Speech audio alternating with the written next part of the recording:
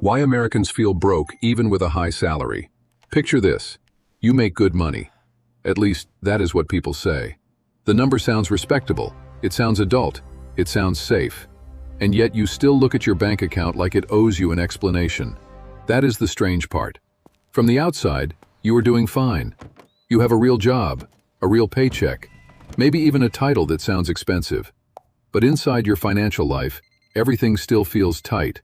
Not collapsing, just constantly under pressure, which is almost worse. Because when you are obviously poor, the problem is visible. When you earn well and still feel broke, the problem gets psychological. Now it is not just math. Now it feels like failure. And this is where the modern economy does its best work. It makes people doubt themselves before they question the system. So you look inward. Maybe you are spending too much. Maybe you are lazy. Maybe you are disorganized. Maybe the problem is that one sandwich you bought 3 Thursdays ago. Yes, that must be it. Not housing, not insurance, not debt. Not the fact that ordinary life now charges luxury prices. Quick reality check. A high salary is not the same thing as a high level of safety. That used to be closer to true. Not anymore. Because what matters is not what you earn on paper. It is what survives contact with reality. And reality has become very expensive. You get the paycheck. Then the deductions hit first. Taxes, insurance, retirement contributions. If you are still pretending retirement is a place and not a rumor. Then rent or mortgage, then utilities, then groceries, then gas, then the car payment, then student loans, then subscriptions, then the random charge you forgot about, then the emergency that arrives right on schedule. By the end, the good salary looks less like power and more like a group project where your money does all the work and still gets no credit. That is why so many Americans feel broke even when they are technically earning well. Because gross income is a costume. Usable money is the real character. And usable money has been getting thinner for years. Inflation did not just raise prices.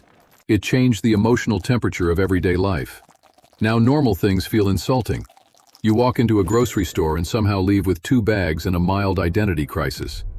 You fill up your gas tank and feel like you funded a private jet. You open an insurance bill and briefly wonder whether the envelope itself was trying to mock you. This is what people mean when they say money does not go as far. It is not just an economic statement. It is a psychological one. Because every time your salary rises a little, life rises with it. Sometimes faster. That raise you were proud of? Rent already ate it. Healthcare took a bite too. Groceries showed up with a fork.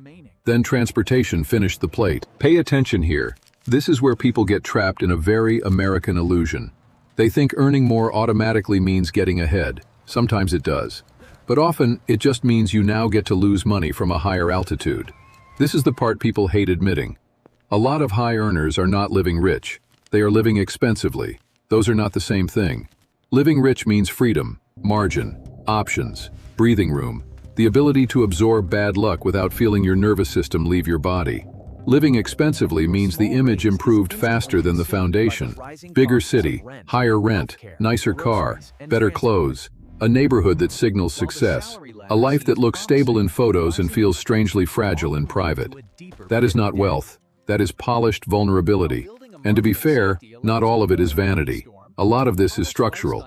In many parts of America, looking normal now costs more than looking successful used to.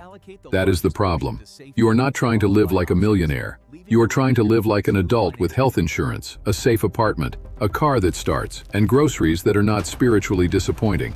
Apparently that now requires a small kingdom. And the pressure does not stop with bills.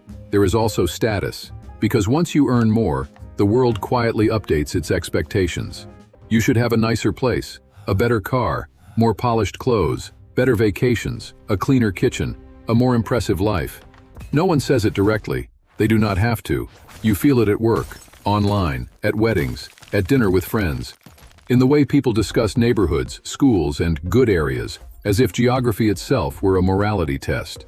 So now your salary is no longer just funding survival. It is funding presentation. And presentation is expensive.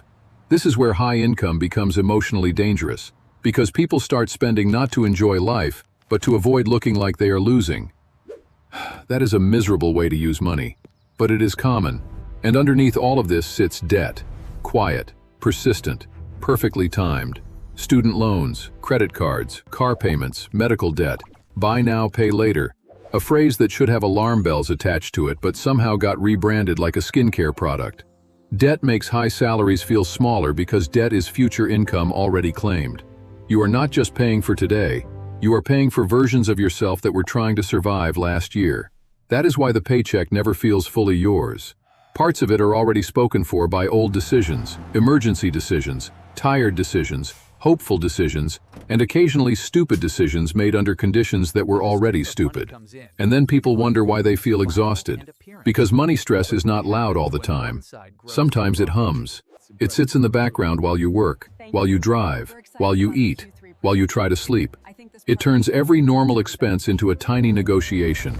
It makes every future plan feel conditional.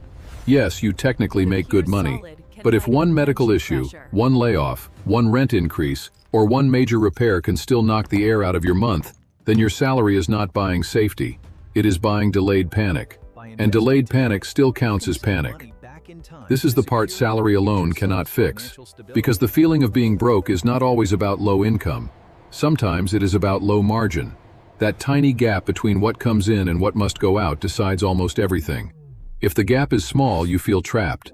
If the gap disappears, you feel hunted. And if the gap stays small for years, it starts changing your personality. You become more cautious, less generous, more irritable, more tired, more ashamed than you should be. You delay joy because you are waiting for a safer month. Then the safer month never arrives. That does something to a person. It makes them suspicious of good news. It makes raises feel fake. It makes achievement feel strangely hollow. Because what is the emotional value of earning more if it still does not let you relax? And that is the quiet humiliation hiding inside this whole thing. You can be competent, responsible, educated, employed, disciplined, and still feel financially cornered. Not because you failed, because the cost of maintaining a normal life kept rising, while the meaning of a good salary quietly collapsed. That phrase matters. A good salary. People still talk about income using old emotional definitions. They hear a number and imagine security. But the number may belong to a different era, a different housing market, a different grocery bill, a different insurance system, a different country, honestly. Today, a salary can sound high and function mediocre. That is why so many Americans feel confused. Their income says one thing, their daily life says another. On paper, they should be comfortable. In practice, they are budgeting in a parking lot before walking into Target. And once that contradiction gets strong enough, something deeper starts breaking. Trust. Trust in work. Trust in planning. Trust in the idea that playing by the rules leads somewhere stable. Because if doing everything correctly still leaves you tense, then people stop believing the system is difficult. They start suspecting it is designed to keep them permanently almost okay, not ruined. That would cause outrage. Just stretched, busy, uncertain, too tired to rebel, too functional to collapse, too uncomfortable to feel secure. A perfect condition for modern adulthood. So why do Americans feel broke even with a high salary? Because the salary is being judged by old standards while life is charging new prices. Because raises look bigger than they feel. Because housing eats first. Because debt remembers everything. Because inflation punishes quietly. Because presentation drains what survival leaves behind. Because earning more no longer guarantees margin. And without margin, even a good income starts to feel like an expensive illusion. Here is the blunt version. If your paycheck can maintain your image but cannot protect your peace, then it is not really making you feel rich.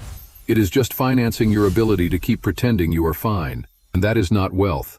That is a well-dressed emergency. So let me ask you this. What salary sounds high to people on the outside, but in real life still does not feel safe at all?